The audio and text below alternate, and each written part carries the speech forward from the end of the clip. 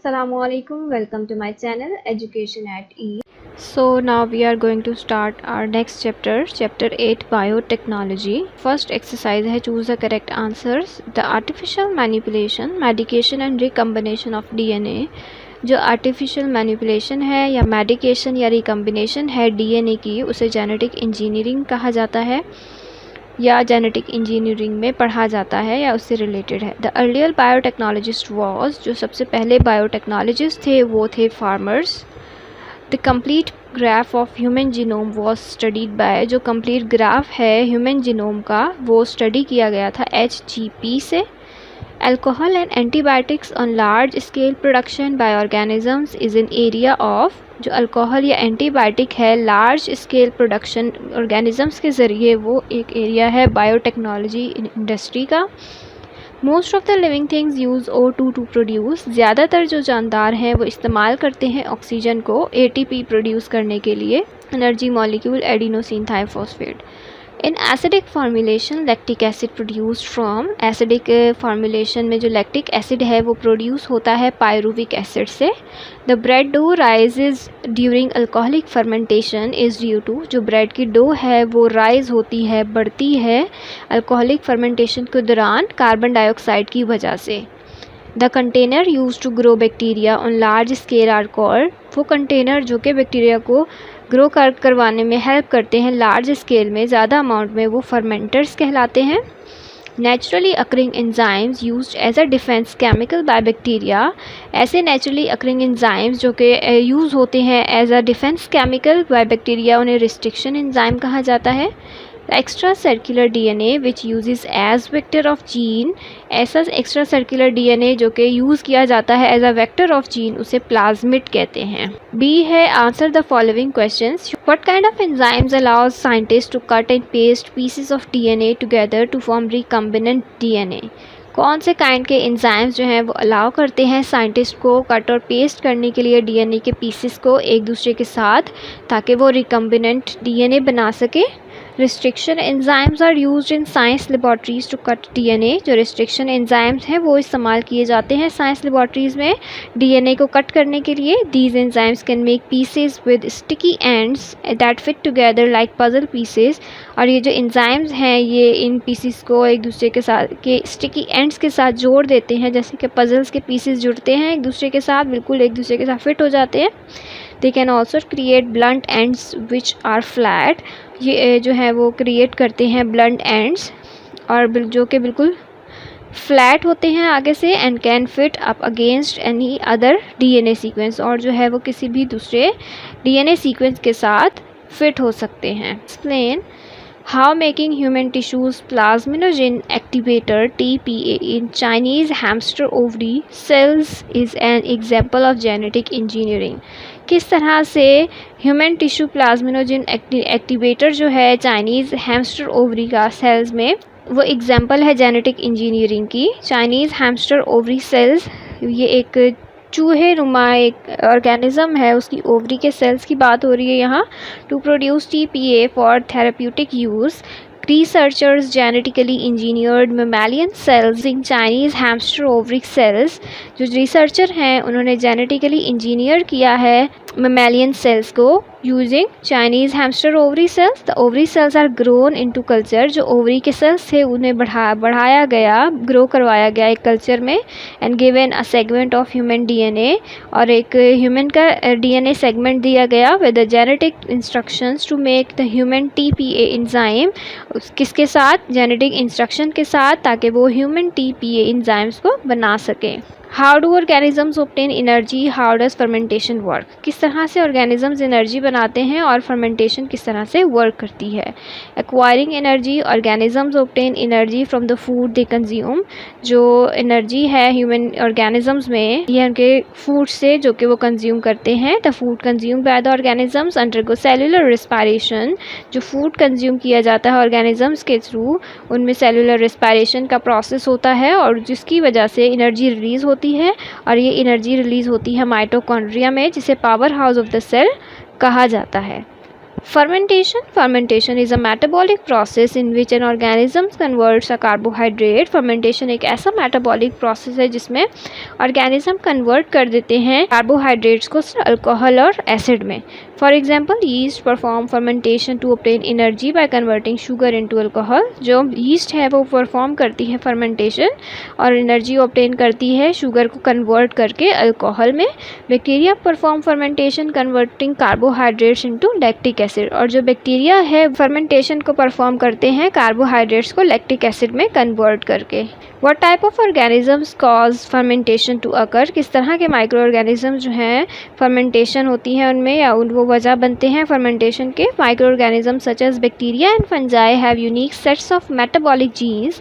जो ऑर्गेनिजम्स हैं जैसे कि बैक्टीरिया या फंजाई उनमें कुछ सेट्स ऑफ मेटाबॉलिक जीन्स पाए जाते हैं जो उन्हें अलाउ करते हैं to produce enzymes to break down distinct type of sugar metabolites. जो कि तोड़ देते हैं कुछ टाइप के शुगर मेटाबोलाइट्स को जिसकी वजह से फर्मेंटेशन होती है. What food and non-food products are created by fermentation? Fermentation की वजह से कौन से फूड्स और नॉन फूड प्रोडक्ट्स जो हैं वो बनाए जाते हैं क्रिएट किए जाते हैं. फूड प्रोडक्ट्स में आते हैं dairy products, yoghurt, cheese, cereal products, bread, cakes, fruits and vegetables product, flavouring candies, fruit juice, silage and beverages जैसे कि beer, wine and cider. Non food products आ जाते हैं उनमें non food items that undergo fermentation include antibiotics, laundry detergent, insulin, growth hormones, cellulose, monoclonal antibodies, composite chemical and medicines to dissolve tumor and to clot blood. जो कि non food products हैं उनमें ये तमाम चीज़ें आ जाती हैं जिनमें फर्मेंटेशन का प्रोसेस होता है. What are some advantages and disadvantages of fermentation in food processing? Food processing में क्या एडवांटेजेस और डिसएडवांटेजेस हैं फर्मेंटेशन के. Advantages of fermentation. Fermentation has break down nutrients in food making them easier to digest than their unfermented counterparts. जो कि fermentation है वो break down करती है न्यूट्रिएंट्स जो हैं फूड के अंदर उन्हें और वो आसान कर देती है उनको डाइजेस्ट करने के लिए. जैसे कि lactose natural sugar in milk है वो ब्रोकन डाउन होती है फर्मेंटेशन में और वो कन्वर्ट होती है सिंपलर शुगर में. ग्लूकोज जो है वो ग्लैक्टोज में कन्वर्ट हो जाता है. और डिसएडवांटेजेस में आ जाता है कि जो can be slow, production can be slow. जो प्रोडक्शन है फर्मेंटेशन के बाद वो स्लो हो जाती है. Product is impure. जो प्रोडक्ट बनता है वो इम्प्योर होता है और need to have further treatment and the production carries a high cost and more energy. और इसकी वजह से जो ट्रीटमेंट है उसकी करनी पड़ती है उस प्रोडक्ट की और उससे उसकी जो प्रोडक्शन है उसमें ज़्यादा कॉस्ट लगती है, ज़्यादा एनर्जी लगती है. What factors can affect the fermentation process. कौन से फैक्टर्स हैं जो कि अफेक्ट करते हैं फर्मेंटेशन प्रोसेस को. फर्मेंटेशन सबसे पहले तो टेम्परेचर है. Temperature can affect the enzyme activity. Enzyme activity पे इफ़ेक्ट करता है टेम्परेचर. ऑप्टिमम टेम्परेचर रेंज जो है जैसे जैसे टेम्परेचर इंक्रीज़ होता है ग्रोथ और मेटाबॉलिज्म जो है बैक्टीरिया का एक्सेलरेट करता है and the rate of fermentation reaction increase. और जो फर्मेंटेशन रिएक्शन है वो इंक्रीज़ हो जाता है. जैसे कि अगर आपने नोट किया हो जब हम पिज़्ज़ा डो में यीस्ट डालते हैं तो उसमें जो है उसे हम थोड़ी देर के लिए सेटल डाउन होने के लिए छोड़ते हैं और वो फूल जाती है तो उसमें फर्मेंटेशन का प्रोसेस हो रहा होता है. तो जैसे जैसे और हम उस डो को जो है वो गर्म जगह पे रखते हैं, ठंडी जगह पे नहीं प्रीफर करते. क्यों? क्योंकि जो टेम्परेचर इंक्रीज़ है, ज़्यादा गर्मी है, उसकी वजह से वो रिएक्शन इंक्रीज़ हो जाता है. pH can affect the activity of enzyme. जो pH है वो एक्टिविटी ऑफ एंजाइम्स पे इफेक्ट करती है. If the charge status of the cell membrane changes the permeability of the membrane will also changes. तो परमिएबिलिटी जो है मेम्ब्रेन की, सेल मेम्ब्रेन की, वो चेंज हो सकती है विच में affect the absorption of nutrients and the secretion of metabolites by the micro organism. जो कि अफेक्ट करता है एब्जॉर्प्शन ऑफ न्यूट्रिएंट्स को और सिक्रीशन ऑफ मेटाबोलाइट्स जो कि माइक्रो ऑर्गेनिजम्स से सिक्रीट हो रहे होते हैं. Foam concentration. During the fermentation process, aeration and stirring the metabolic process of organisms and the decomposition of certain components in the culture medium may produce foam. अक्सर ऐसा होता है कि जो हवा है या जब हम उस चीज़ को हिला रहे होते हैं जिनकी फर्मेंटेशन करनी है उसमें जो मेटाबॉलिक प्रोसेस है माइक्रो ऑर्गेनिजम्स का या डिकम्पोजिशन है कुछ कंपोनेंट्स की जो कि उस कल्चर मीडियम में मौजूद हैं वो एक फोम प्रोड्यूस कर देती है. It is normal to produce a certain amount of foam during the fermentation. ये एक नॉर्मल सी बात है कि फर्मेंटेशन के दौरान फॉर्म प्रोड्यूस होता है, but too much persistent foam is detrimental to the fermentation. और बहुत ज़्यादा जो मुसलसल फॉर्म प्रोड्यूस हो रहा होता है वो बहुत ज़्यादा नुकसानदेह होता है फर्मेंटेशन के लिए। Define biotechnology. Biotechnology is technology that utilizes biological systems. Biotechnology एक ऐसी टेक्नोलॉजी है जो कि यूटिलाइज़ करती है, इस्तेमाल करती है बायोलॉजिकल सिस्टम्स को, लिविंग ऑर्गेनिजम्स और उनके पार्ट्स को, ताकि वो डेवलप कर सके, रिक्रिएट कर सके डिफरेंट प्रोडक्ट्स को। या फिर एक और डेफिनेशन है, biotechnology is the use of organism parts of organisms or process done by organisms to help humans make human life easier. Biotechnology जो है वो use of organisms, parts of organisms या प्रोसेसेस डन बाय ऑर्गेनिजम्स को इस्तेमाल करते हुए humans के लिए उनकी लाइफ को ईजी करने के लिए इस्तेमाल की जाती है।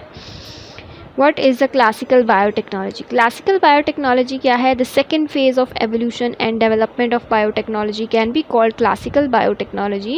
जो second phase है evolution का और development of biotechnology का, उसे हम classical biotechnology कहते हैं। This phase existed from 1800 to almost middle of the 20th century. During this period, various observations started pouring in with scientific evidences. 1800 से जो है लेकर middle of the 20th century में ये फेज़ एग्जिस्ट करता है। और इस पीरियड के दौरान, इस एरा या इस दौर में बहुत सारी ऑब्जर्वेशंस स्टार्ट की गई और वो साइंटिफिक एविडेंसेस के साथ थी। What is your justification in considering biotechnology and old technology? आप ये क्या जस्टिफिकेशन देना चाहेंगे कि बायोटेक्नोलॉजी को कंसिडर किया जाए एक old technology? The word biotechnology has received enormous importance and significance during last 2 decades. जो word biotechnology है उसने बहुत ज़्यादा importance, अहमियत जो है वो ली है, उसे मिली है ड्यूरिंग लास्ट 2 डिकेड्स में, विच इज़ जस्ट अनप्रेसिडेंटेड, जो कि बेमिसाल है। The probability and possibilities behind this kind of attention towards biotechnology may be due to its unlimited potential to serve and to benefit humanity. जो probability या possibilities या मुमकिनात हैं इस की, जो इसके पीछे जो अटेंशन या बायोटेक्नोलॉजी के पीछे जो डिफरेंट काइंड्स की अटेंशंस हैं, may be due to its unlimited potential, जो कि इसकी अनलिमिटेड पोटेंशियल की वजह से है, जो कि बेनिफिट्स देता है ह्यूमैनिटी को। So far biotechnology has touched our lives in all aspects. जो बायोटेक्नोलॉजी है वो हमारी ज़िंदगी में बहुत ज़्यादा असरअंदाज हो चुकी है हर लिहाज से, जैसे कि हमारी ग़िज़ा, हमारी सेहत या animal life. Which have also notice the importance and potential of biotechnology for the improvement of our environment. इसके अलावा हमने इम्पॉर्टेंस या पोटेंशियल ऑफ बायोटेक्नोलॉजी को जो नोटिस किया है वो इम्प्रूवमेंट है हमारे माहौलियात में, हमारी बेहतर ज़िंदगी के लिए, जैसे कि capability of biotechnology to meet the demand of depleting energy reserves fossil fuels by replacing it with biofuels. जैसे कि एक एग्जांपल दी है यहाँ पर, जो डिमांड है डिप्लीटिंग एनर्जी की, रिजर्व फॉसिल फ्यूल को रिप्लेस किया गया है बायोफ्यूल्स में, क्योंकि अवेलेबिलिटी ऑफ फॉसिल फ्यूल जो है वो बहुत लिमिटेड हो गई थी उसकी डिमांड के ऊपर, ज़्यादा पॉपुलेशन होने की वजह से। In simpler terms, our life starts with biotechnology developed toothpaste, to drive car with biotechnologically developed fuels, and we also retire from the day with bedside medicines, either to keep us healthy or to control chronic diseases like diabetes, which makes our life better. और ज़्यादा अगर हम इस simpler देखें तो हमारी जो ज़िंदगी शुरू होती है वो बायोटेक्नोलॉजी से होती है। हम स्टार्ट सुबह उठते साथ ब्रश करते हैं, जो ब्रश है, या ड्राइव करते हैं कार जिसमें फ्यूल डल रहा है, या जो हम अगर हमारी लाइफ रिटायर हो जाती है, रिटायर्ड लोग हैं, उनकी सेहत ख़राब होने लगती है एज के साथ साथ, तो उनकी बेड साइड पे कुछ मेडिसिन्स रखी होती हैं ताकि वो उनकी बहुत सी डिजीज़ को कंट्रोल कर सके, ताकि हमारी ज़िंदगी को बेटर बनाया जा सके। Rationally the word biotechnology has been derived from 2 simpler terms of science, biology and technology. If we try to decipher these 2 words, it simply suggests in a layman's language that it is a technology which makes our life convenient and comfortable with the employment of biological resources. The question still remains, is biology such a new branch of science? The fact is that biotechnology has been in practice even much before the term biotechnology was coined itself. It is interesting to learn and understand how and when biotechnology really evolve. Biotechnology को simply words में ये कहा जा सकता है कि एक ऐसी टेक्नोलॉजी जो कि ह्यूमन लाइफ को बहुत इजी बनाती है, और हम इसको कोई न्यू ब्रांच कंसिडर नहीं कर सकते। क्यों? क्योंकि इसके नाम देने से पहले, इसका नाम आने से पहले ही इस चीज़ पर प्रैक्टिस स्टार्ट हो चुकी थी और इसे बाद में इसका नाम दिया गया है। तो ये कुछ हमारे लिए न्यू नहीं है। इसका नाम ज़रूर न्यू हो सकता है, लेकिन इस पे काम जो है वो बहुत सालों पहले से शुरू हो चुका है। Describe the contribution of Louis Pasteur toward development of classical biotechnology. Louis Pasteur की क्या कंट्रीब्यूशन थी डेवलपमेंट ऑफ क्लासिकल बायोटेक्नोलॉजी में? Contribution of Louis Pasteur, he introduce the pasteurization process. इन्होंने इंट्रोड्यूस करवाया था पेस्चराइजेशन का प्रोसेस। पेस्चराइजेशन का process क्या था कि गर्म दूध को बहुत ज़्यादा गर्म करने के बाद फ़ौरन से फ्रीजिंग पॉइंट्स पे लेके जाना, ताकि माइक्रो ऑर्गेनिजम्स जो हैं वो उनमें इवॉल्व ना हो, ग्रो ना कर सकें। By this process he solve the wine disease. इस तरह से इन्होंने एक वाइन डिजीज़ को सॉल्व किया। तो souring of wine by desirable bacteria, heating the wine in big gallons at high temperature. As a result, bacteria don't grow nowadays. This technique is used from milk for fruit juices. इसी तरह इन्होंने पहले wine पे start किया था और अब वो चीज़ मिल्क और फ्रूट जूसेस में इस्तेमाल हो रही है कि उसे बहुत ज़्यादा हीट कर दिया एक बहुत बड़े गैलन्स या कंटेनर्स में, ताकि उनमें बैक्टीरिया ग्रो ना कर सके। इन्होंने लैक्टिक एसिड प्रोड्यूस करवाया था लैक्टोबैसिलस बैक्टीरिया को इस्तेमाल करते हुए। Fermentation is an aerobic process. If sugars break down may lead to formation of acid and alcohol. Later he did service to humanity in service to God and done vaccines for smallpox. इसके बाद इन्होंने कुछ vaccines invent की थी जिनमें smallpox, rabies और suspected wool disease causative is a filtrable agent nowadays named virus but not proved experimentally. He is father of modern microbiology and immunology. What are the different types of fermentation? Fermentation की कितनी different types हैं? Microbes specialized at converting certain substances into others can produce a variety of foodstuffs and beverages. These are three distinct types of fermentation. जो microbes specialised हैं, convert करते हैं कुछ certain substances को दूसरे प्रोडक्ट्स में, जैसे कि फूड स्टफ्स या बेवरेजेस में। इनमें कुछ थ्री डिफरेंट टाइप्स हैं। लैक्टिक एसिड फर्मेंटेशन है सबसे पहले।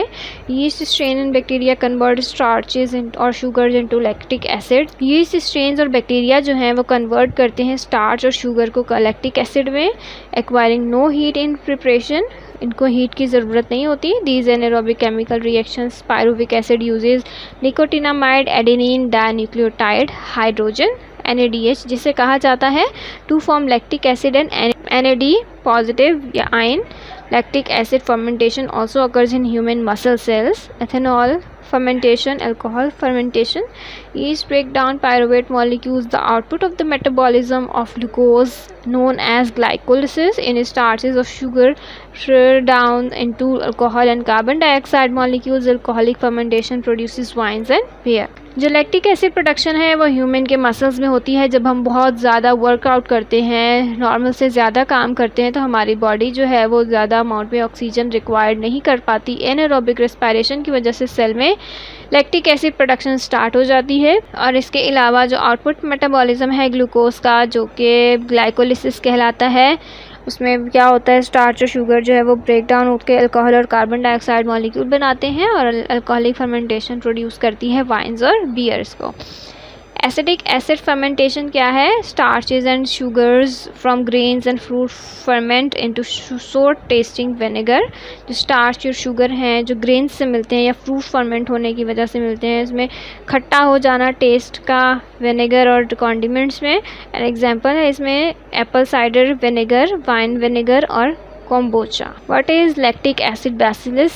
Explain its role in formation of curd. Lactic acid bacillus जो है वो एक बैक्टीरिया है, इनएक्टिवेटेड बैक्टीरिया है, जो कि हमारे गट के लिए बहुत अच्छा होता है। गट कहते हैं स्टमक को।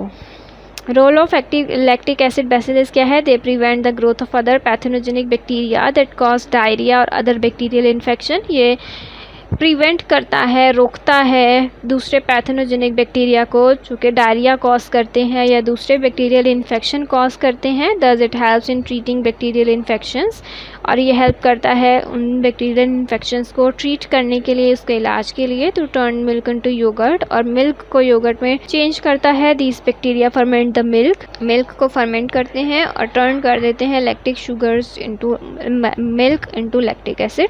Lactic acid is what causes the milk as it ferments to thicken or taste tart. Because the bacteria have partially broken down the milk already, it is thought to make yogurt easier for us to digest. Name some of the fermented food products of Pakistan. Pakistan के fermented food products कौन से हैं? The conventional fermentation being adopted in the South Asian region, especially in Pakistan, as food processing operation enhances the nutritional status, texture, aroma and shelf life of the fermented products.